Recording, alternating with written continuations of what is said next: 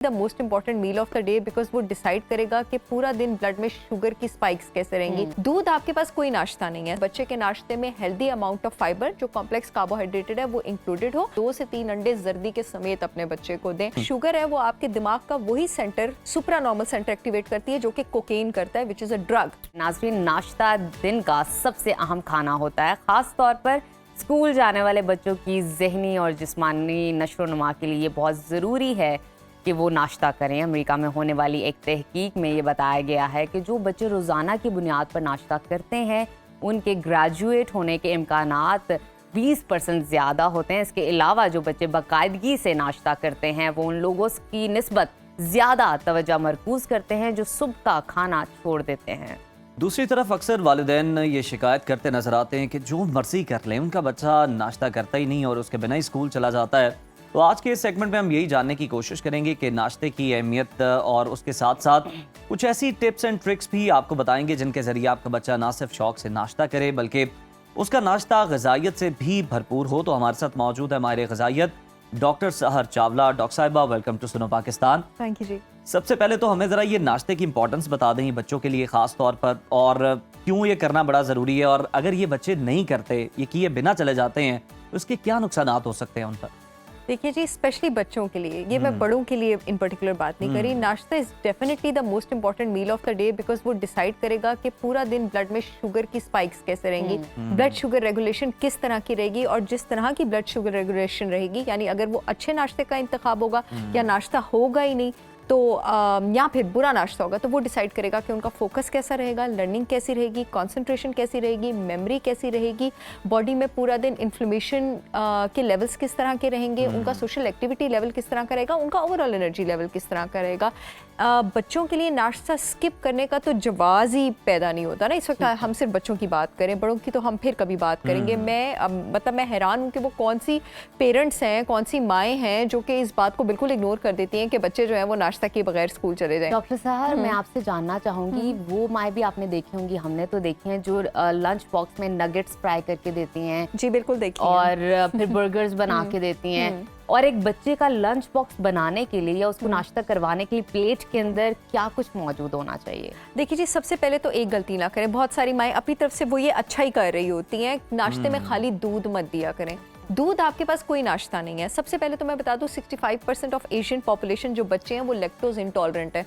65% of Asian बच्चों को दूध का शुगर हजम नहीं होता है। चले जिन बाकी 35% को हो भी जाता है तो दूध में आपको फाइबर नहीं मिल रहा होता नाश्ते के लिए। नाश्ते में बहुत ज़रूरी है कि बच्चे के नाश्ते में हेल्दी अमाउंट ऑफ फाइबर जो कॉम्प्लेक्स कार्बोहाइड्रेटेड है वो इंक्लूडेड हो। उसकी वजह ये है कि जो फाइबर होता है आपके पास वो पूरा दिन ब्लड में सस्टेन्ड स्लो लेवल पे ग्लूकोज और शुगर रिलीज करता है। जितनी स्लो और सस्टेन्ड लेवल पे ग्लूकोज और शुगर रिलीज होती है उतना ही ज़्यादा मूड, कंसंट्रेशन, मेमोरी और लर्निंग ये सब बेस्ट रहता है। चिप्स देना, नगेट्स देना, नाश्ते में देना, स्नैक्स में देना, दोपहर के खाने में देना, इससे बड़ी दुश्मनी तो आप अपने बच्चे के साथ कर ही नहीं सकती है ना। मैंने फ्रेंच फ्राइज पे भी बहुत बार बात की है, मैंने नगेट्स पे भी बहुत बार बात की है। इसमें नॉन कैंसरस कंपाउंड होते हैं, TBHQ होता है, इसमें MSG होता है, मोनोसोडियम ग्लूटामेट होता है। मोनोसोडियम ग्लूटामेट एक ऐसा मॉडिफाइड चेंज किया गया अमाइनो एसिड है जो कि आपके टेस्ट बड के साइज को एक्सपैंड कर देता है, तो खाना उतना टेस्टी होता नहीं है जितना वो लगता है। चाइनीज खानों में भी तभी ये शामिल होता है ना, जंक फूड में भी जितने भी चिप्स वगैरह हैं, अच्छे चिप्स की जितनी भी ब्रांड्स हैं सब में शामिल होता है। दूसरा, ये इंसुलिन स्पाइक करता है। इंसुलिन स्पाइक करती है तो आपके पास ग्लूकोज स्पाइक करता है। दूसरा, ये जितने भी नगेट्स होते हैं, जितने भी क्रोकेट्स होते हैं, जितने भी ये सारे फूड आइटम्स होते हैं, फ्रेंच फ्राइज, इसमें आपके पास मॉडिफाइड कॉर्न स्टार्च होता है। यानी जो आपके पास कॉर्न है, सबसे पहले मैं बता दूं कॉर्न वेजिटेबल नहीं होता, कॉर्न ग्रेन होता है। उसको अल्ट्रा प्रोसेस किया जाता है और उसमें ग्लाइफोसेट केमिकल्स मिलाए जाते हैं। ये जो ग्लाइफोसेट केमिकल्स हैं ये आपके पास डेंजरस जेनेटिक चेंजेस की भी वजह बनते हैं, ओबेसिटी की भी वजह बनते हैं, ये आगे जाके आपके पास अल्जाइमर्स की भी वजह बनते हैं, कैंसर्स की भी वजह बनते हैं, और इम्यूनिटी भी इस वजह से नीचे जाती है। I will never be able to comprehend and process this fact कि माएँ कैसे अपना टाइम बचाने के लिए, या फादर सभी रिस्पॉन्सिबल है। अगर वर्किंग है माँ बाप दोनों तो फिर दोनों रिस्पॉन्सिबल है नाश्ते के लिए। अगर बाप वर्किंग है तो फिर माँ रिस्पॉन्सिबल है नाश्ते के लिए। ठीक है, आप कैसे अपना टाइम बचाने के लिए इस तरह की चीज़ें बच्चों को नाश्ते में दे देते हैं। बच्चों के नाश्ते में फाइबर, प्रोटीन, फैट, इन तीनों चीज़ों का होना बहुत ज़्यादा ज़रूरी है। और खाली फ्रूट जूस अपने बच्चों को नाश्ते में मत दिया करें प्लीज़। जो आपके पास नेचुरल फ्रूट जूस भी होता है वो कुछ नहीं होता, वो कंसनट्रेटेड फ्रुक्टोज सिरप होता है। एक नेचुरल फ्रूट जूस और एक कोल्ड ड्रिंक में पता है क्या फ़र्क है? सिर्फ ये फ़र्क है कि कोल्ड ड्रिंक में थोड़ा ज़्यादा एडिड शुगर होता है। अल्लाह ताला ने फल किसी वजह से साबित बनाया।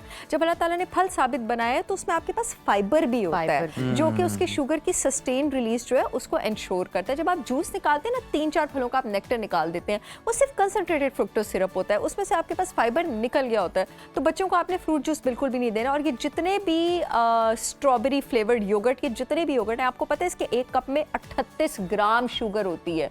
ये कोई हेल्दी नहीं है। ये डब्बों की झूठी मार्केटिंग पे आप प्लीज बिल्कुल मत जाएं।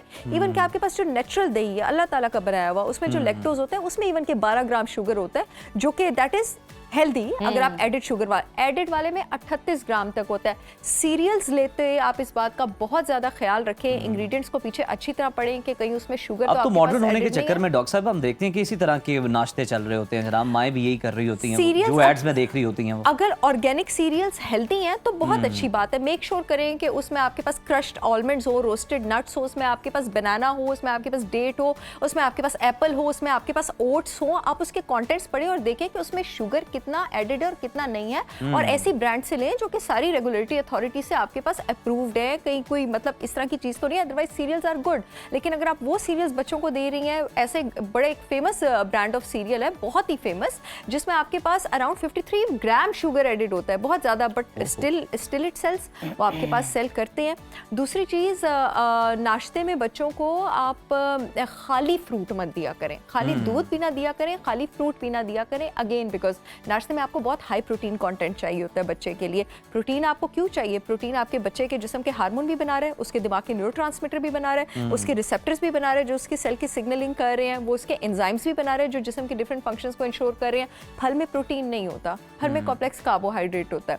एक और चीज़, नाश्ते का जो बेस्ट चॉइस है बच्चों के लिए मेरे ख्याल से ऐसा, अगर आपके बच्चे को अंडे से एलर्जी नहीं है तो 2 से 3 अंडे जर्दी के समेत अपने बच्चे को दें, और उसके साथ या आप उनको होल ग्रेन ब्रेड दे दें या आप उनको मल्टीग्रेन पराठे दे दें। इससे बच्चे को सब कुछ मिल जाएगा।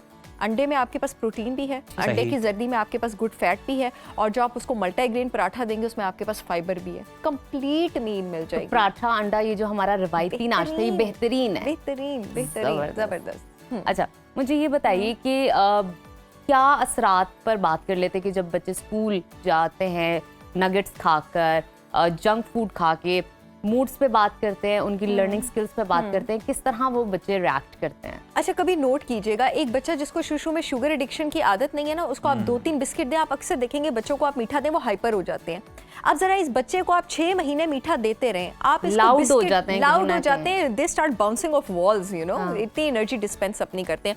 आप जरा इस बच्चे को 6 महीना मीठे देते रहें, 6 महीने बाद ये बिस्किट का पूरा जार भी खत्म कर लेगा और ये हाइपर नहीं होगा। इसका क्या मतलब है कि बच्चा लेप्टिन रेजिस्टेंट हो गया। रिसर्चेस साबित करते हैं, ये मेरी बातें नहीं है, ये डॉक्यूमेंटेड ऑक्सफोर्ड की रिसर्चेस हैं कि जो शुगर है वो आपके दिमाग का वही सेंटर, सुप्रानॉर्मल सेंटर एक्टिवेट करती है जो कि कोकेन करता है, विच इज अ ड्रग, यानी जो कि आपका रिवॉर्ड रिस्पॉन्स इनिशिएट करता है। अब जो शुगर से रिवॉर्ड रिस्पॉन्स आता है, डोपामीन आता है, वो आपके पास 30 सेकंड से लेकर 2 मिनट तक रहता है। जैसे जैसे किसी ड्रग की आपको एडिक्शन हो जाती है ना, and you stop responding to it, उसी तरह जैसे शुगर की आदत हो जाती है, the body stops responding to it. अब शुगर आपकी, जब आप इस तरह के वाइट शुगर्स लेते हैं, इस तरह के आप ट्रीट्स लेते हैं, आप जंक फूड्स लेते हैं, ब्लड शुगर आपकी बॉडी में ऊपर नीचे जाता है, तो फिर मूड और एनर्जी भी ऊपर नीचे। अच्छा, अब ये जब 30 सेकंड से 2 मिनट बाद डोपामीन खत्म होता है ना, तो उस डोपामीन के खत्म होने को जिस्म, क्योंकि नॉर्मली जिस्म को हर वक्त इतना रिवॉर्ड नहीं मिलना चाहिए, लेकिन अब क्योंकि ऐसे बच्चे को डेली बेसिस पे मिल रहा है, जिस्म उसको स्ट्रेस सिचुएशन समझता है, जिस्म रिलीज करता है स्ट्रेस हार्मोन कोर्टिसोल, जो कि फिर उसके बाद लो डाउन मूड डिप की तरफ लेके जाता है। बच्चे चिड़चिड़े होते हैं, बच्चे आपके पास बदतमीज होते हैं। ये जिसकी मैंने बात की है, मोनोसोडियम ग्लूटामेट MSG एडिटिव, ये आपके पास न्यूरोटॉक्सिक भी है, ये न्यूरोटॉक्सिन भी अब माना गया। जो ग्लायोफॉसेट है आपके पास सारे, ये जो मॉडिफाइड सोय में होते हैं, मॉडिफाइड कॉर्न स्टार्चेस में होते हैं, ये जितने भी आप चिप्स अपने बच्चों को लेके देती है ना, no one can eat just one, इन सब में मॉडिफाइड सोय होता है, इन सब में मॉडिफाइड कॉर्न होता है। ये सारी चीज़ें आप खुद भी खा रही होती हैं, आपने बच्चे के हाथ में भी चिप्स का पैकेट पकड़ाया होता है। नूडल्स, खुदा के वास्ते अपने बच्चों को नूडल्स से दूर रखें। इंसानी जिस्म जो है उसकी एक दिन की सॉल्ट की रिक्वायरमेंट होती है 2300 मिलीग्राम, सिर्फ एक नूडल की सर्विंग आपके बच्चे की वो सॉल्ट की रिक्वायरमेंट एक्सीड कर देती है। नूडल्स में भी TBHQ है और नूडल्स में भी MSG है आपके पास, and noodles is no real calories. I am surprised कि औरतें अपने बच्चों को किस तरह से नूडल्स दे देती हैं और कहती हैं कि मैंने पूरे दिन की मील दे दी है। कुछ भी नहीं दिया आपने। अच्छा डॉक्टर साहब, आपने बड़ा अच्छा हल भी हमें साथ बताया। एक ऑप्शन आपने बता दी नाश्ते की कि मल्टीग्रेन आटे के आप पराठा खिला दें, अंडे खिलाएं। अंडे खिला दें 2-3।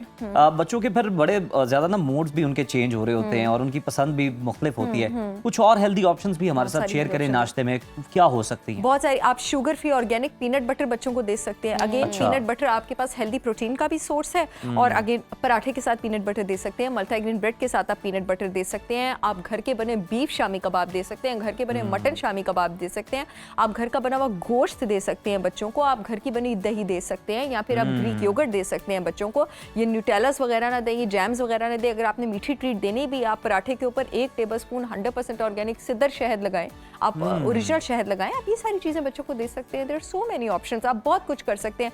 आप जिस तरह की अगर आपको कोई हेल्दी सीरियल्स, मैंने बात की, अगर आप किसी ट्रस्टेड ब्रांड से लेते हैं, ऑर्गेनिक ब्रांड से लेते हैं, आप वो वाला सीरियल दे सकते हैं। अगर आपके बच्चे को एनिमल डेयरी सूट करती है, आप गाय या भैंस के दूध में दें। एनिमल डेयरी सूट नहीं करती, आप नारियल के दूध में दें, बादाम के दूध में दें, जौ के दूध में दें। There are so many things, बहुत इनोवेशन हो सकती है।